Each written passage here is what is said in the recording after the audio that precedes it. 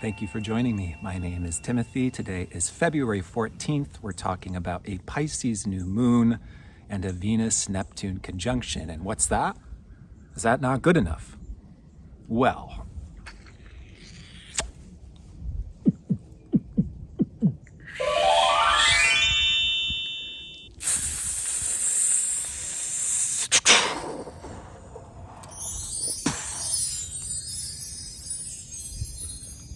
folks, I am not an oracle. I'm just an astrologer. You can join my Astro School at the link below. There you can learn to read straight from the source.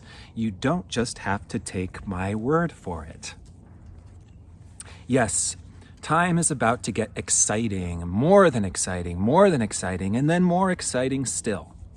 And yes, your ascension symptoms may be increasing, tingling.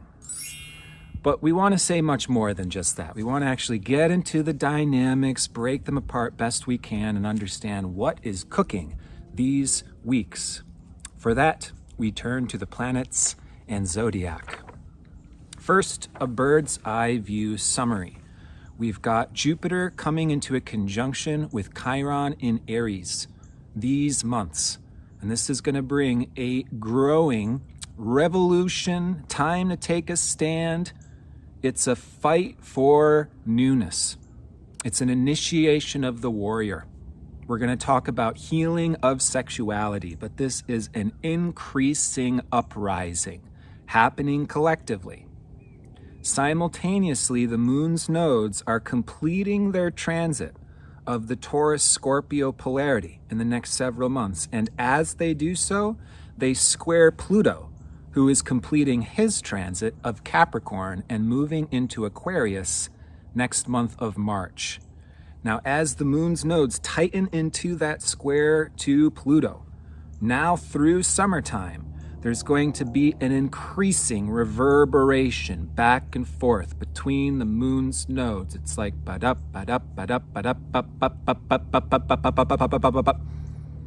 and this is going to generate, again, a momentum, uprising. We're going to be simmering, we're going to be cooking, and we're going to break this dynamic down. The moon's nodes in this Taurus-Scorpio polarity is where we're going to largely experience this reverberation. And part of how this can go is Scorpio needs intimacy, needs connection, needs reality, needs to push forward, transform, evolve. Let's get going. We don't sit here and just accept the life that we're given as if that's it. We don't want to be limited. We don't want to be stagnant. And then Scorpio becomes way too intense. We're getting pushed too far. We're confronting death. We're getting pushed to the very limits of our experience and beyond our conscious capacity. And then we reverberate in a Taurus. Get me away from them. I need peace. I need sovereignty. I need stability. So again, the bird's eye view is this actually begins since our last eclipse season. Okay, several months ago, that eclipse since fall, joined with Venus, has initiated this full spectrum dichotomy. And that's what we're really experiencing out there in the world, right? Dichotomy, the best of the best, coupled with the worst of the worst, the brightest light surrounded by the darkest darkness. Not that one's better than the worst or the other, right? An attraction, repulsion, deep unconscious needs, deep unconscious desires that are pulling us, that are eating at us, hungry ghosts, the hole in our hearts, that something is missing, the resentment in our hearts, that they stayed too long, that they took up too much space, all of the human struggle over money and property and ownership and things. It's a big dichotomy, going on inside, again, heart space, but also reflected through our relationships, our exchanges, and the whole world by and large. So again, there's going to be this increasing dichotomy and a reverberation. Let me in, get me out of here.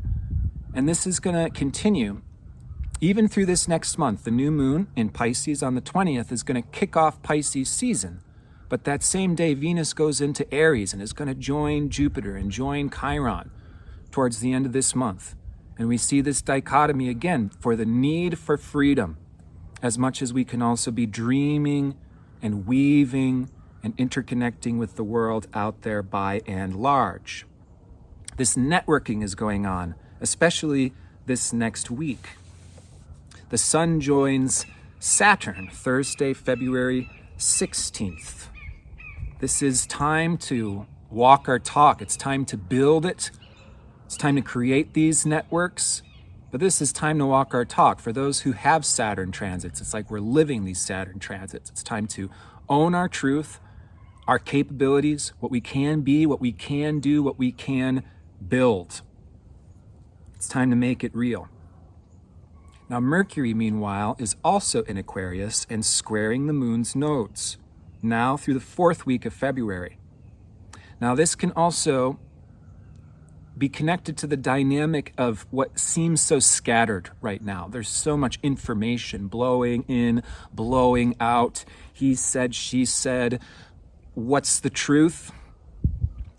What's really being said out there? This is a part of the evaluation with Mercury square the nodes. Can be quite scattered. And what I would suggest for us all with Mercury in Aquarius is that we draw some Venn diagrams. We want to connect all these different scattered ideas and directions together under the umbrella of a more significant meaning or an umbrella of a subject matter that covers the little pieces. And that map gives us a way to maneuver through all these different pieces, as well as to understand where do all these different pieces connect. What is the singular umbrella of meaning or significance that's interconnected with the different facets of our life and journey? This whole Mars retrograde period going on months and months and really not finished because Mars is still pulling out of his shadow face has had this underlying theme. We are all multiple personality disorder. We all have very different parts of ourselves. How can we meet these fundamentally different parts in just one place? For example, I cannot just be an astrologer and talk astrology all day, every day. In this world, I will lose my mind. So similarly, my guess is you don't just identify as a singular thing, despite our culture. Hopefully you don't identify as a singular career, because chances are you're more complex and interesting than just that. And the point is, again, Saturn, Sun in Aquarius, we can construct the foundation that's interconnecting these different pieces and parts. We're probably going to have more than one friend or one group to satiate the diverse parts of our own self. And now is the time to really start pushing forward, really start seeing these things come together. And what's going to result from these things coming together is an increasing chemical reaction. It is like time is speeding up. The chemical reaction is going to get quicker, more exciting, more intense as we continue into summertime of 2023. Mercury also conjoins the south node of Neptune while square the nodes. And this has to do with group mind, hive mind, the bleed through of our consciousness, as well as how we are functioning as a species. We all need to play the phone operator god to connect the right people, the right resources, the right things, on the right dates and times. We're forming schedules, we're forming plans to make the diverse parts cohesive. Okay, we'll come back to our February 14th, and we have Venus conjunct Neptune on the 20th. Pisces season takes us from the 18th through March 20th. Okay. Now, Neptune's only in Pisces for a few more years. Through 2025, we'll have Venus-Neptune conjunctions in Pisces. This is something very special. I'll come back to some of the deeper significance of Pisces, this bleed through, this opening of our hearts, but it can certainly be a romantic, a spiritual, creative time of tuning in. And yes, this is how astrology is by and large shared and talked about is, Venus, Neptune, very romantic, very creative, very loving time, all of which is true. The deeper significance is Venus and Neptune have to do with our core heart's values. And when Venus forms a conjunction with Neptune, it's our hearts receiving an update from Source. It's like individual soul connecting with Oversoul. And I'm going to talk about this very, very important relationship, we could say, between Source or God and the individual Jiva, soul, or our hearts. So Venus conjoining Neptune is an update. It's a beginning of a new cycle where we're receiving the incoming inspiration from the surrounding universe, and we're tuning into our hearts to create a new beginning, to create a new foundation for loving, for creating, for sharing from our hearts. So it's very special. It's really a time to cherish, something to celebrate. And it is beautiful and coincidental that we have it conjoining our holiday, despite me refusing to mention what that holiday is. Okay, now, again, this dichotomy between self, other, taking care of self, versus work, obligation, the need for autonomy and focus. This dichotomy is reflected through asteroid Ceres, forming an opposition to asteroid Vesta in Aries on the 21st. So Ceres in Libra is this caring, the drive of empathy to consider those who are around us. How are they doing? It's a social consideration. Opposite to Vesta in Aries, that just wants to be in my own direction, in my own way, free to move, free to focus. And this is a time where even moving our bodies, returning, to our energy and our strength, this is springtime in the Northern Hemisphere, that's going to allow us to work and focus. If we're like spinning out with the Mercury square, the nodes, the amount of intensity, information streamlining to us, things are going to move in an increasing Aries direction. Now through these coming weeks, it's the perfect time to hit the running track, get on a bicycle, move around, get that energy and that spark circulating once again. Aries Mars is the blood, because this is going to bring brand new energy to us. And especially once we get to springtime, I'm going to be increasingly talking about how profound of a rebirth this can be.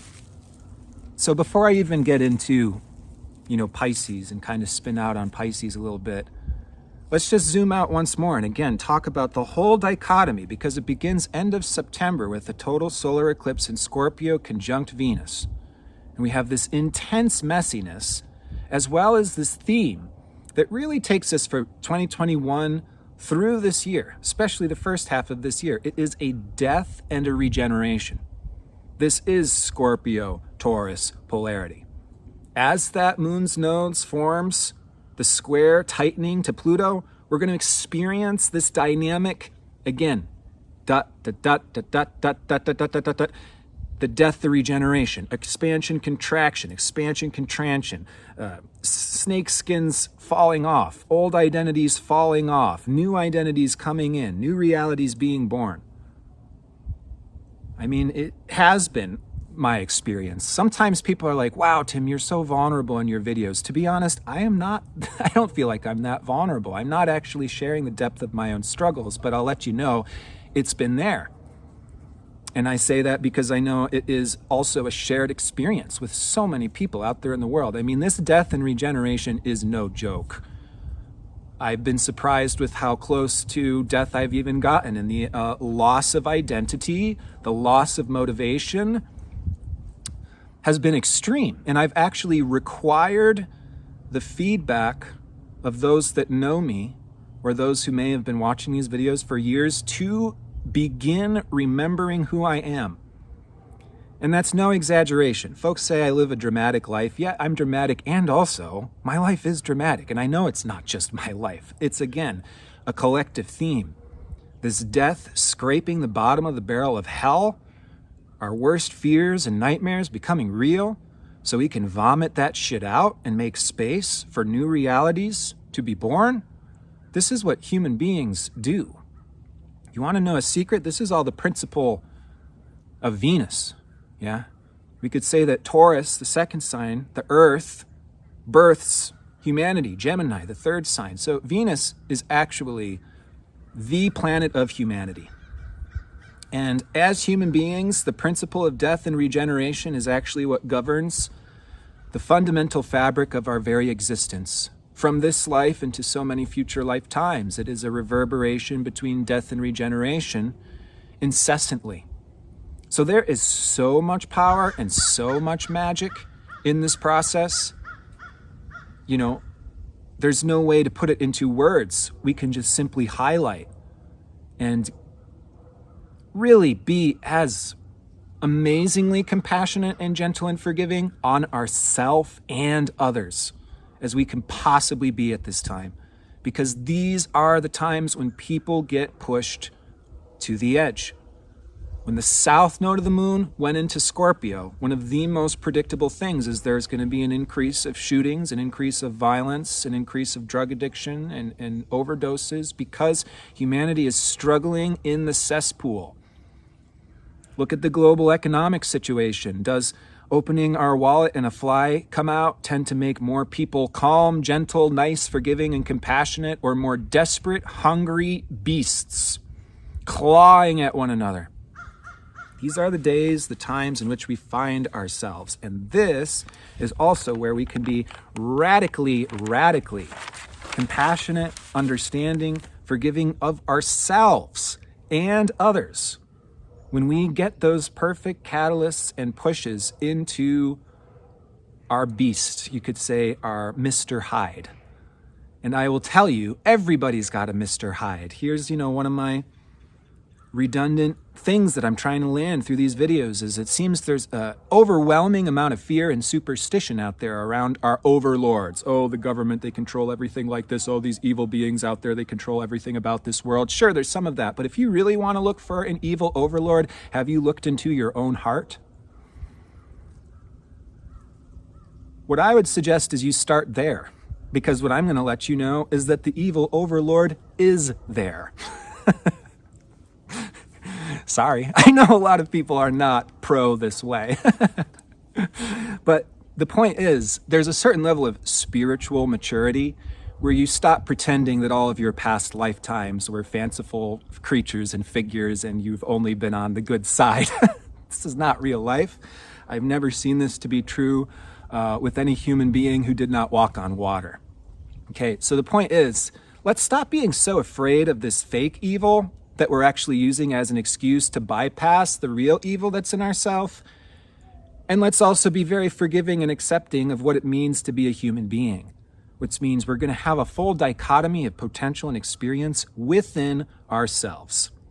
You can guarantee that these are going to be the areas explored in our intimate relationships. You really want to meet Mr. Hyde? Why don't you just move in with me? We'll spend every single hour together for years on end, and we'll see if that maybe draws some of these figures that I'm saying are within the heart of every human being. We'll see what comes out to play. If we create the safety for those parts and pieces to exist, then we can start to embrace the whole of what it means to be alive. What is Pisces? Is Pisces just fluffy, nice and good? The whole of everything? The totality of everything? In the sequence of time, this Pisces season is going to be, in this overall death and regeneration process, the dream weaving, incubation, Bardo before birth. Things are going to become increasingly exciting now through, summertime.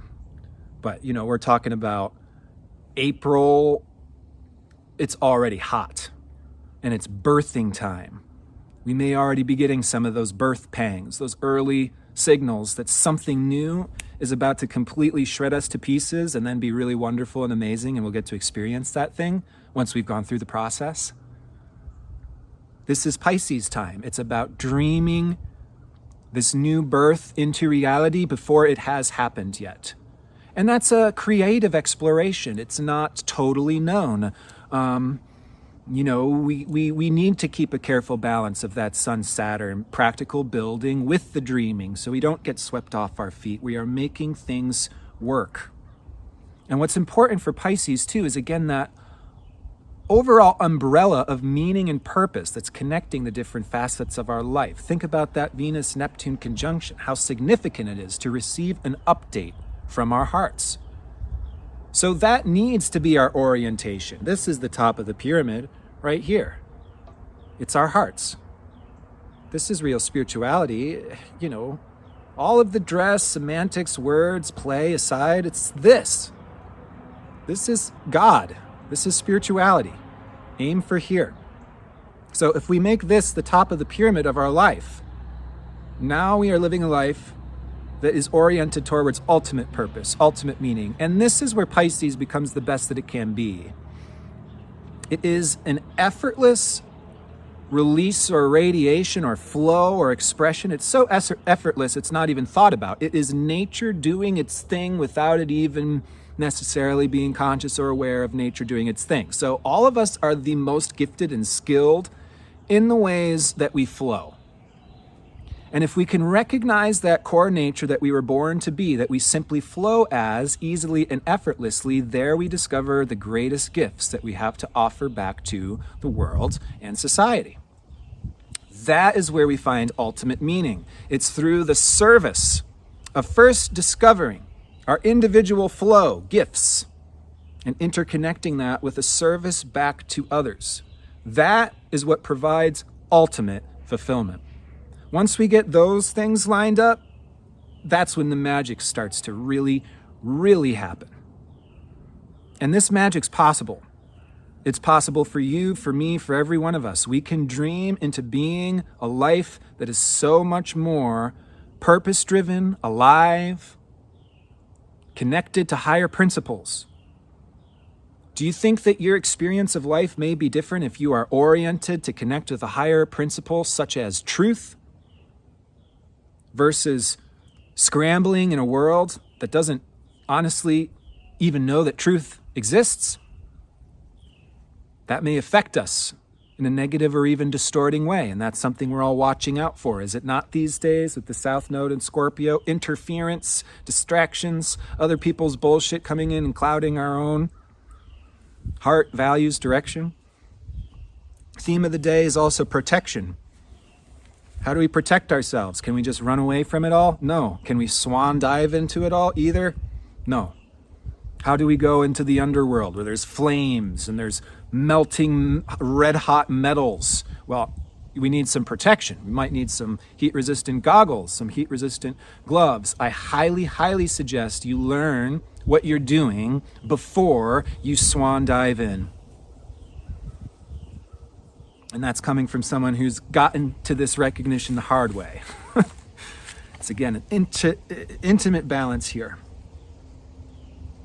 Now, again, this nature that we're born to be is unique for each and every individual. So God and our relationship to God is a highly personal, and I'm also going to say a highly romantic, this Venus-Neptune conjunction. Unique, different for each individual, but highly mystical, romantic, profound. So one of the biggest sticky places, knots, that people fall into, especially in religious, spiritual realms, is that there's one way. And God's like this, and God's like that, and God's only light and fluffy and radiating light. And this is something I've brought up recently is, well, are you familiar with the wrathful deities, say in Hinduism or Buddhism, that are compassionate beings that are certainly not all love and light? Similarly, there are many spiritual paths. They will not all be understood by you. You're going to meet somebody someday. It's a joke. You're going to meet people all the time that are completely different than you. You're going to meet people on a spiritual path you cannot possibly comprehend. And if you say, that's not God, this is God, it's all this, it's all that, we cannot limit God. That is not the nature of Pisces. Pisces is inconceivable. Pisces is the closer you try to get to God, the further you get away from God. And if you try to get away from God, you get further still. This is the mystery of love. The more you talk about it, you can't approach it. If you don't talk about it, you get further away still. These are the feminine signs. Water signs.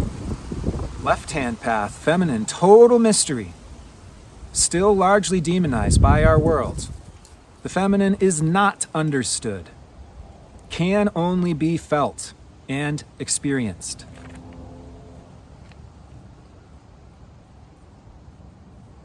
Make the heart the top of your hierarchy. This is going to lead you increasingly into mysticism, magic, creativity, romance, and deepening levels of mind-blowing, amazing, awe-inspiring beauty, synchronicity. That's a part of the Pisces time, is you have a unique relationship with God, and God's speaking with you through symbols, through your life experience, every moment, every day. Highly Pisces souls live in this reality. This is why other people think they're crazy, or at least otherworldly. Everything is significant, but that doesn't have to be crazy. That can be like Braille. You're learning to read through spiritual senses. Here's a Neptune-Venus reality. Spiritual senses. Have you heard of them? We've got our 5 senses: touch, feel, smell, taste, hear. There are spiritual senses that can be perceived through the heart. You can feel, you can see, you can touch, you can smell into the spiritual realm where all souls are existing eternally. Therefore, you can make contact with all souls through spiritual senses, through the heart. That's not no airy, fluffy stuff. This is where spiritual evolution leads us. As we spiritually evolve, we actually develop our spiritual senses more and more increasingly. This is why in Pisces reality, yes, it does get more and more increasingly far out. That can be fun too. It doesn't have to just be scary. It will be when we're pushing our limits beyond. I guess you could say we're all expanding our comfort zone while not being a villain to ourselves at the same time. And North Nodes and Taurus, folks, generally make it easier for yourself right now. No more of this ascetic spirituality. It's so, I don't know why, it's like such like a, well, I know why. It's actually kind of hyper masculine. It's like, prove what you're made of, walk on coals, vision quest, no food, by yourself, out in the middle of nowhere, ayahuasca, shamanic purging, whatever makes you vomit the most, whatever makes you in the most pain. And those things are exceptionally useful, don't get me wrong. I'm only speaking to the timing right now. Take it easy. Yeah. Your spiritual ascension could be through food, enjoyment, relaxation, and masturbation. With the North Node and Taurus more than anything else. And, I laugh, but I also mean that seriously. There's nothing wrong or unsacred about masturbation. It's a Taurus principle. It's using your sovereignty, your space, what you have, and taking things into your own hands, rather than, say, throwing yourself to the wolves by being dependent on something that's not actually supportive to you. Just one little example. Okay. So we're led through our heart to inconceivable feeling. Pisces season is magical in this respect. Again, Venus-Neptune conjunction in Pisces. We have to really tune into now through 2025. In conclusion, I'm going to speak to a stellium that's going to form February 22nd to 23rd between Venus, Jupiter, Chiron, asteroid Vesta, and the Moon. Jupiter, asteroid Vesta, and Chiron are hanging together now through March. And this brings up a tremendous, almost pillar of healing that's intense, that's direct, that's fast, and like ripping Band-Aids off. And where this healing is specifically going to is the, again, resurgence of our energy, our body, our motivation. We're hopping on the bicycle, we're getting to the gym, we're hitting the track. But this is about the confidence to go to the beat of our own drum. Do the thing we want to do. Do the thing that we're going to do instinctively. That can be this Band-Aid ripped off healing, returning to ourself, returning to our autonomy. It can be a healing through separation. It can be a healing through honoring differences. No matter who or where we are, we will need to do this on some level. The other highlighted signature, especially between Vesta, we also got Juno in there and Aries with Jupiter and Chiron, is this is sexual healing. The Vestal virgins of the Roman time were the sacred prostitute, high priestesses, basically during the last time on earth that she was still respected and revered. And unfortunately, we know how the prostitute is seen in our current society and culture, and this is completely ass backwards, because what sex is the foundation of all life itself. Therefore, sex work is some of the most important work that humans need in its total diversity. I'm not saying what that is. I'm saying there's a bajillion things of what that is. But the sacred prostitute and high priestess were the experts of this type of sexual healing. So, for example, the Vestal virgins would receive the Roman soldiers back after warfare and do sexual healing on them to cleanse them of the impurities, the destruction of war. Okay, so again, this can be sexual healing through so many different ways. It doesn't necessarily mean penetrative sex either. This sexual energy is the core creative energy and principle at the foundation of all life itself. I personally don't get sexual innuendos as that funny. Everything in life is a yoni or a lingam. So this can be a healing time. How can we harness that energy? How can we create with it? How can we birth new life, new potential, new beginnings?